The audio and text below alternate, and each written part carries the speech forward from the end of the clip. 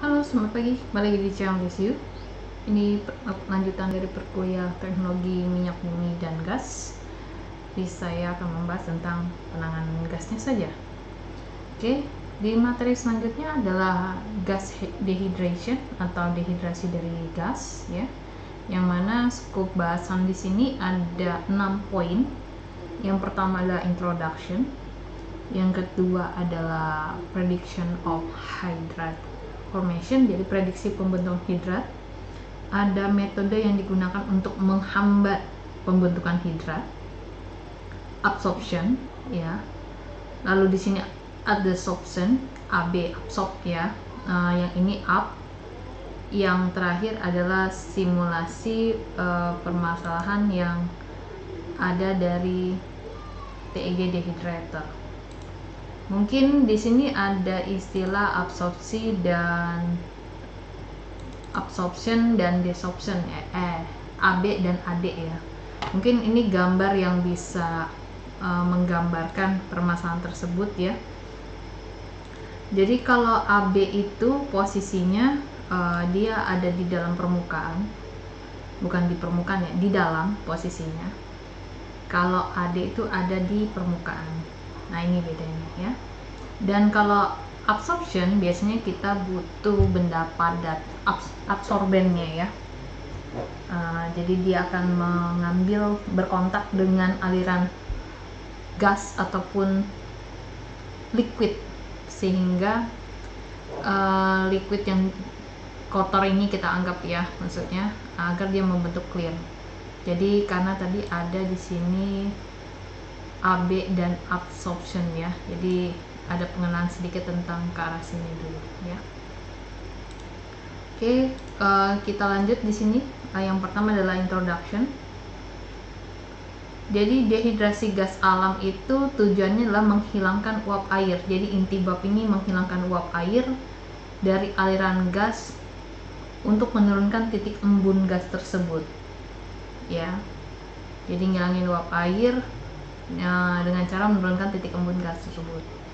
Nah, dehidrasi berarti posisinya uap air, dan air inilah merupakan kontaminan hidrokarbon umum yang selalu hadir dalam campuran gas minyak dari sumur, ya. Titik embunnya didefinisikan sebagai suhu di mana uap air mengembun dari aliran gas. Ini saya ambil materinya lebih disederhanakan, ya. Anda bisa baca bahasa Inggrisnya, ini yang lebih sederhananya kalau mau dibaca. Dan di akhiran perkuliahan saya biasa sebelum jam 4 sudah dikirim kembali sebagai catatan pribadi Anda, ya. Dan ada beberapa di situ Anda membuat video untuk satu angkatannya yang ngambil kuliah ini. Oke. Di sini juga kenapa sih sebenarnya mau dilakukan dengan posisi ngilangin uap air?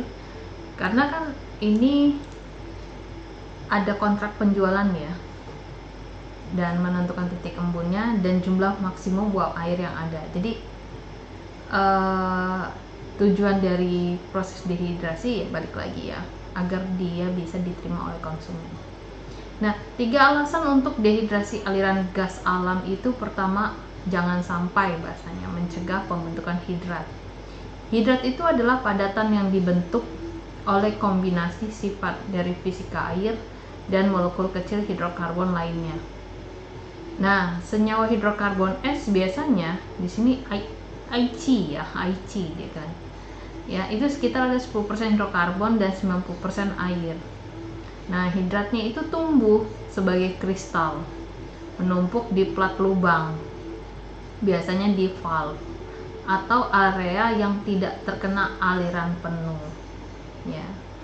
Nah, hidrat ini juga dapat menyumbat, ya, saluran dan juga menghambat aliran dari gas hidrokarbon. Nah, apa aja sih yang bisa menyebabkan pembentukan hidrasi? Itu adalah gasnya harus berada atau di bawah titik embun air, yang posisinya sini ada keberadaan air bebas, suhunya rendah dan tekanannya tinggi. Ini yang menyebabkan pembentukan hidrasi. Nah, Selain itu, dasar untuk mendehidrasi aliran gas alam adalah tadi kan pertama pembentukan hidrat, yang kedua kita agar dapat menghindari masalah korosi.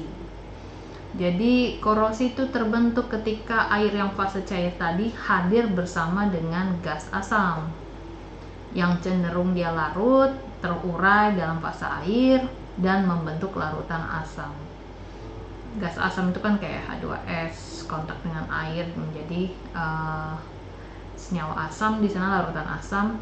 Nah, larutan asam ini yang sifatnya korosif, kalau dia kena baja karbon, di sini ya udah tahu fasilitasnya untuk penanganannya adalah baja karbon, ya jadinya memberikan maintenance ya, bisa jadi penggantian dari fasilitas pemrosesan hidrokarbon. Nah, selanjutnya dasar yang ketiga kenapa kita melakukan dehidrasi aliran gas alam itu merupakan langkah untuk persyaratan pemrosesan hilir mau dijual komersial ya. Nah, air tadi, keberadaan air dapat menyebabkan reaksi dan pembusaan atau penonaktifan katalis. Biasanya tadi konsumen dia udah netapin speknya seperti ini ya dari gas yang mau dibeli. Misalnya kalau masyarakat lokal Indonesia LPG kan, bahan bakar gas cair yang terdiri dari gas propana dan butana C3 ya, C3H8 dan C4H10. Sehingga mereka mau punya berapa spek air yang ada di dalam sana agar tadi aliran yang mau dikasih ke konsumen, air itu tidak akan menghambat operasi hilir, operasi pengiriman ya sampai ke konsumen. Oke, kita lanjut di sini. Yang kedua adalah prediksi pembentukan hidrat. Mereka sudah melakukan prediksi ya di sini. Biasanya maintenance dan kawan-kawan itu mereka sudah punya kalender tetapnya ya di sini. Oke, di sini metode untuk menentukan kondisi operasi kalau misalnya terbentukan hidrat tuh ya. Biasanya hidrasi suhu formasi di tekanan tertentu nih ya. Terus ada hidrat tekanan formasi pada T tertentu. Terus juga di sini sejumlah uap air yang posisinya udah jenuh ya. Pada T dan P, yaitu pada titik embunnya. Ya karena tadi bisa menghasilkan uap air yang mengganggu ya hidrat tadi. Jadi pembentukan itu tergantung suhu, tekanan, sama jumlah uap air yang berada di titik embun. Jadi kalau pada tekanan tertentu, suhu di mana gas jenuh dengan uap air itu disebut dengan titik embun. Ya. Dan pendinginan gas dalam garis aliran itu terjadi karena adanya kehilangan panas, menyebabkan suhu gasnya turun di bawah suhu pembentukan hidrat. Nah, ini konsep dari titik embun. Metodenya apa aja nih kalau mau memprediksi kondisi yang mengarah pada pembentukan hidrat? Pertama adalah metode perkiraan ya. Yang kedua adalah metode analitis. Dan sama di sini metode yang perkiraan yang pertama itu dia nentuin tekanan atau suhu pembentukan hidrat dan juga menentukan jumlah uap air pada titik embun. Sedangkan metode kedua yang tentang analitis sama menentukan tekanan dan suhu hidrat. Nah, kalau yang di sini analitis dia sampai ngitung tekanan dan suhu di kepala sumur ya pembentukan hidrat ketika gasnya diekspansi ke jalur aliran ya. Nah, di sini ada keterangan bahwa suhu di kepala sumur itu dapat berubah tergantung dari kondisi reservoir atau laju produksi yang berubah-ubah selama umur produksi sumur. Yang mungkin umumnya sumur mengalir pada kondisi di mana tidak ada pembentukan hidrat. Lama-lama terbentuk karena tadi setiap sumur itu fluktuasi ya. dan biasanya kalau fluktuasi itu nggak terlalu besar.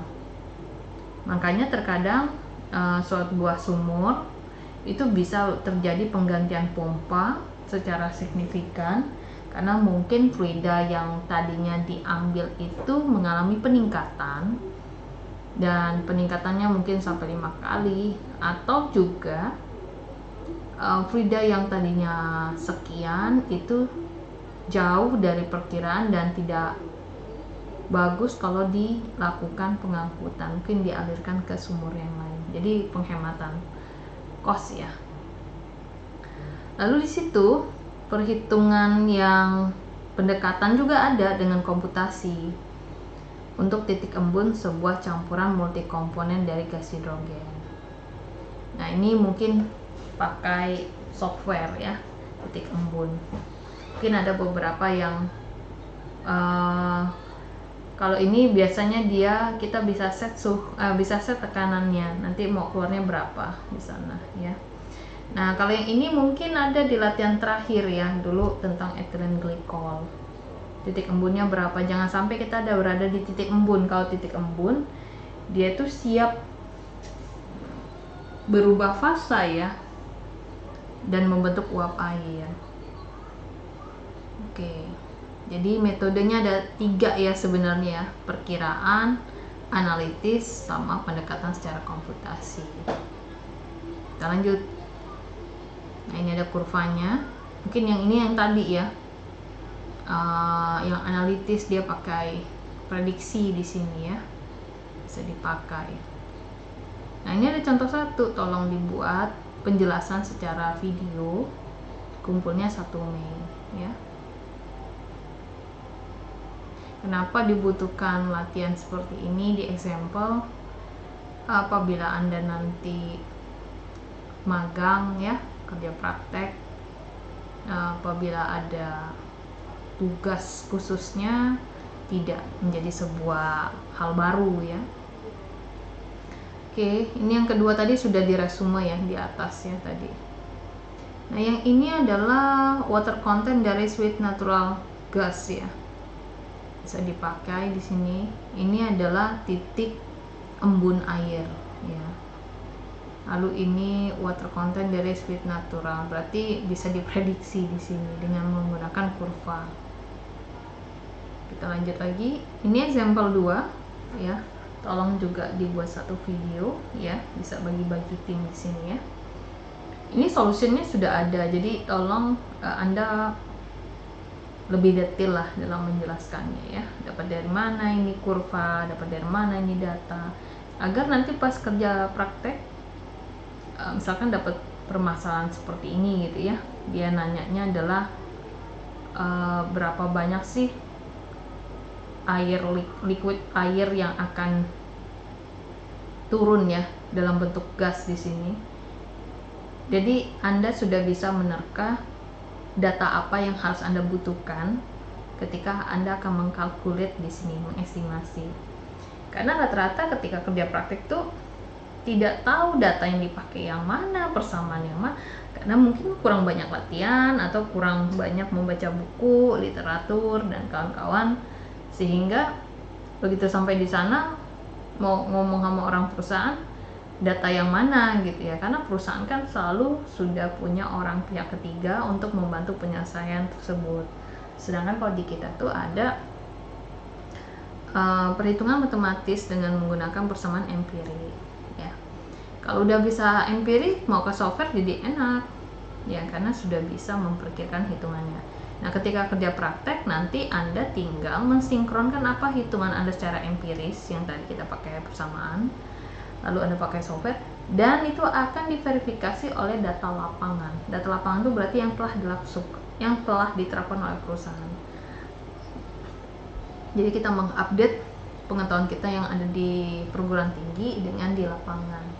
Kalau di lapangan dia tidak akan memilih metode A, B, C. Mereka sudah spesifik ini. Ya, itu tidak bisa diganggu-gugat. Nah, sedangkan kalau di perguruan tinggi itu Anda ditawari banyak metode. Ya, dan mereka langsung aja pakai orang ketiga, selesai ini solutionnya. Kalau Anda itu bisa membuat berbagai kemungkinan. Dan akhirnya mereka punya software apa ya, software yang spesifik hanya dipakai oleh perusahaan mereka. Nah mungkin itu yang kalau di kita di matematis kita tuh bisa berbanyak hal, tapi kan kalau di perusahaan tidak bisa menunggu hitungan yang secara manual ya, karena hitungannya kan keuntungan dan produksi kerja. Selanjutnya kita di sini ini tadi sudah dirangkumkan di atas analytical method. Anda bisa lakukan di sini ada beberapa langkahnya dengan cara mengasumsikan nilai untuk T sampai akhirnya Anda mendapatkan nilai yang konvergen dari nilai T yang Anda dapat secara trial and error. Ya.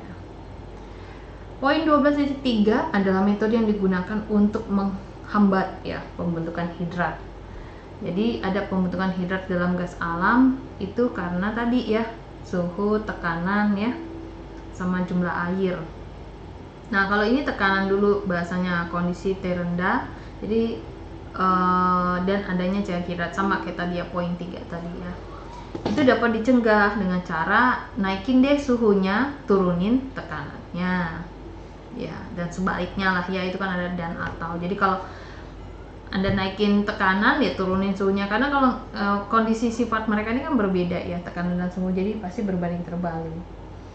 Lalu bisa Anda injeksikan bahan kimia pakai metanol atau glikol ya untuk menekan titik beku liquid air ya, injeksi bahan kimia. Yang terakhir tadi kan kita permasalahannya ada uap air. Nah uap airnya keluarin deh dari drop out gas liquid air yang tujuannya untuk menekan titik embun ya. Mungkin kalau di SMA tentang glikol itu dia masalah titik beku ya, yang pakai nilai KB ya, konstanta beku, konstanta B itu boiling, kalau di SMA KF, konstanta untuk freezing beku ya, biasanya dia pakai glikol.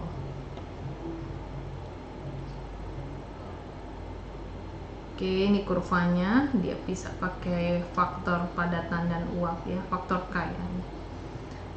Selanjutnya di sini metode yang ke penjabaran untuk menghambat tadi, kita kontrol suhu dan tekanan itu caranya dengan cara apa?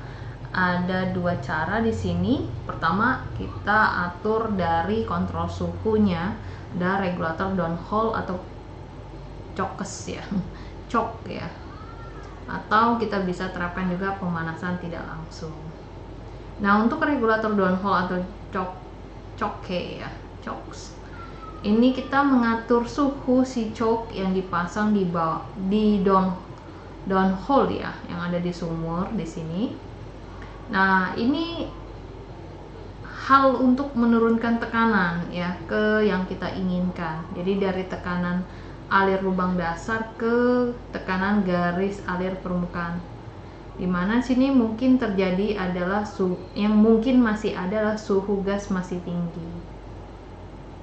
Nah suhu lubang dasar itu akan cukup tinggi untuk mencegah pembentukan hidrat saat tekanan dikurangi. Nah di sini ya, di permukaan dia sedikit tidak ada pengurangan tekanan mungkin ya, di sini diperlukan sehingga pembentukan hidrat juga bisa dihindari di permukaan.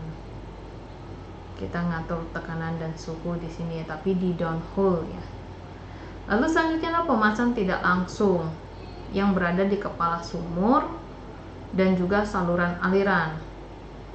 Dengan cara apa? Memanaskan gas alam untuk mempertahankan suhu aliran di atas suhu pembentukan hidrat. Ya, yang nggak berada keseimbangan intinya ya, menjauhi titik embun ya. Tujuannya adalah kita butuh pemanas di kepala sumur adalah memanaskan ya aliran gas yang mengalir di atau dekat kepala sumur, dimana di situ akan ada terjadi pengurangan tekanan yang sering terjadi. Nah, kita butuh pemanasan tambahan ya kalau memang di sini dibutuhkan. Nah, kasus-kasus yang sering terjadi, kita perlu pengurangan substansi tekanan di dalam antara kepala sumur dengan fasilitas pemrosesan lapangan berikutnya. Berarti di sini cukup apa ya, nambahin tekanan tidak bisa sembarang berarti ya. sedikit kita bergeser ke arah pemanasan tidak langsung, pembentukan hidrat, padahal kita ingin menghilangkan hidrat.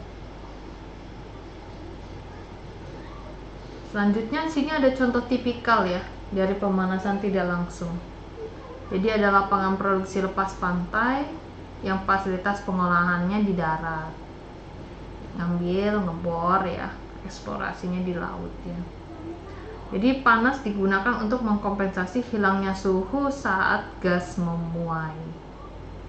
Ya, dia buat naikkan ya biar suhunya berada di atas pembentukan hidrat, yang ini tadi bahasa dia ya. Ini katakan ini. Nah, faktor penting lainnya yang berkontribusi terhadap penurunan suhu gas itu adalah suhu tanah itu sendiri ya. Nah, penurunan suhu sekitar 80 derajat Fahrenheit itu dialami oleh saluran aliran gas yang menempuh jarak sampai 5.000 kaki. Ternyata perjalanan gas dari suatu tempat ke tempat lain itu mengakibatkan tekanannya kan menurun ya, karena kan jarak ya. Dan ketika tekanan menurun, suhunya jadinya naik. Nah, kalau suhunya naik, lihat dulu suhunya berada di mana nih, bisa-bisa mengakibatkan titik embun. Ya, itu yang harus diwaspadai.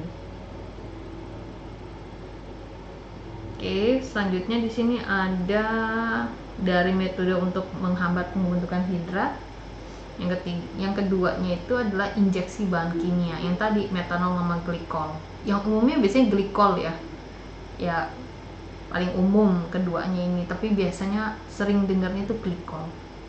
Nah, ada juga kadang pakai amonia untuk nurunin titik bekunya. Ya, kalau nurunin titik bekunya tentunya akan mengurangi atau mencegah pembentukan hidrat. Ada beberapa pertimbangan di sini ya, kalau kita mau nerapin inhibitor ya.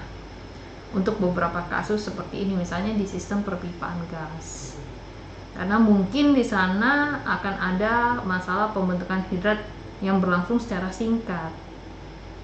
Jadi kita mungkin nggak bisa naruh lah ya injeksi bahan kimia kayak glikol atau metanol tuh di sistem perpipaan. Lalu juga kita harus hati-hati ketika sebuah sistem pipa gas yang beroperasi pada beberapa derajat di bawah suhu pembentukan hidrat. Selisihnya kecil mungkin ya deltanya ini ya. Terus juga di sini yang harus kita antisipasi adalah sistem pengumpulan gas ditemukan di bidang penurunan tekanan. Ya, itu berarti gathering station ya.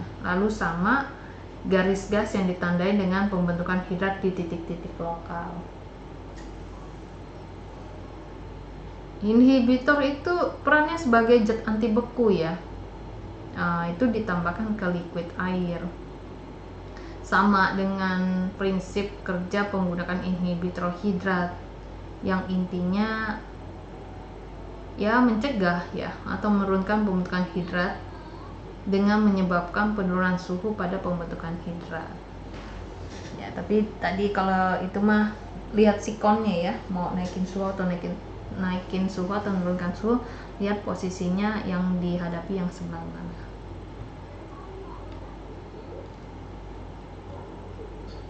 Oke, ini tadi kan ada dua jenis ya yang mau diinjeksiin bahan kimianya, metanol ataupun glikol. Nah, ini ada beberapa ciri-ciri dari metanol. Posisinya kalau metanol digunakan tuh kayak non recoverable ya. Jadi kalau udah dipakai sulit mau kita pulihkan dan kita dapatkan kembali, jadi kayak buang gitu ya. Sifatnya nggak korosif metanol ini. Larut dengan semua proporsi dengan air, dia lembang, tidak ada reaksi dengan hidrokarbon, nggak mahal, mudah menguap di bawah kondisi pipa, dan tekanan uapnya lebih besar dari air. Nah, metanol kan larut nih dalam hidrokarbon cair yang posisinya itu 0,5% berat. Jadi kalau ada aliran gas yang punya potensi kondensatnya tinggi, volume metanol tambahannya cukup signifikan dibutuhkan, karena tadi kan injeksi bahan kimia ini untuk ngambil air, uap air lah kita bilangkan di sini.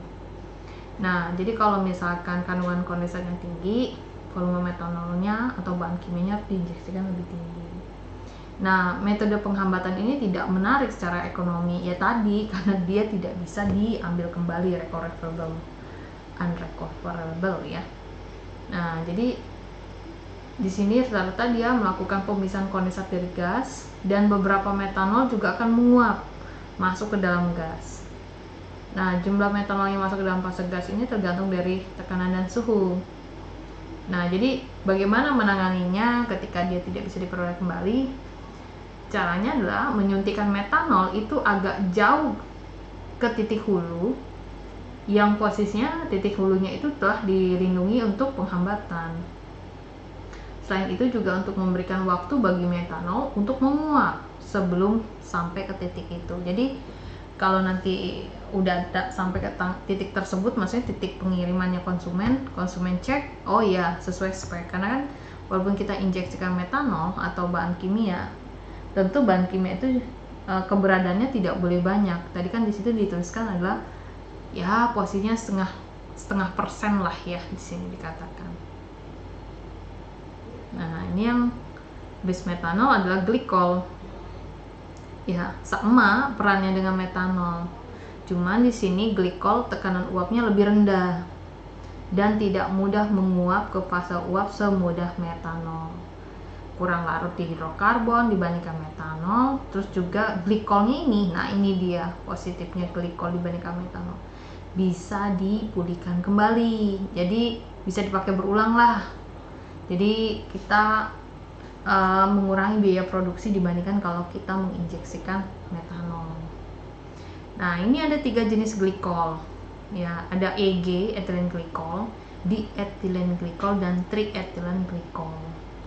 Aplikasinya itu khusus ya. Kalau di sini poin 1 tuh EG atau ethylene glycol tuh pilihan yang terbaik. Untuk yang kemana? Tujuannya transmisi gas alam.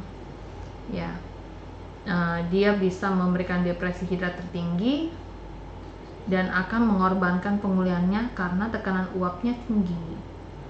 Terus si ethylene glycol tadi juga itu bagus ya, melindungi kapal atau peralatan yang menangani senyawa hidrokarbon. Kayak tongkang ya kita bilang mungkin ya, kapal-kapal yang akan membawa hidrokarbon lewat jalur laut. Nah, kenapa dipakai juga di kapal yang menangani senyawa hidrokarbon? Kelarutannya rendah dan hidrokarbon yang multikomponen. Nah, sedangkan yang poin ketiga ini untuk situasi yang kehilangan penguapan yang cukup besar, yang dipakai itu DEG, diethylene sama triethylene. Karena tekanan uapnya rendah, kalau sini mudah menguap bahasanya ya. Nah, ini ada beberapa hal penting yang inhibitor ya. Biasanya kan diinjeksikan, disuntikan nih ya di jalur aliran gas atau jaringan pengumpulan gas. Pemasangannya sistem knockout air bebas dengan tekanan tinggi di kepala sumur itu merupakan nilai dalam operasi. Tapi ketika kita mau menghilangkan air bebas dari aliran gas di depan titik injeksi, menghilangkan aliran bebas dari aliran gas di depan ya, titik injeksi itu akan menyebabkan penghematan yang signifikan dalam jumlah inhibitor yang digunakan. Ya, jadi digunakan di depan ya sama dia ini untuk menghemat ya. Kalau yang tadi kan dia sebutkan di sini, mana ya, dia nyuntikin jauh-jauh sebelum sampai ke hulu ya. Nah ini, ya jauh-jauh ya agar sampai ke gathering itu si inhibitornya udah nguap. Ya, tidak membuat permasalahan. Oke, ini example 3, silakan juga digunakan ya. Terapkan di sini.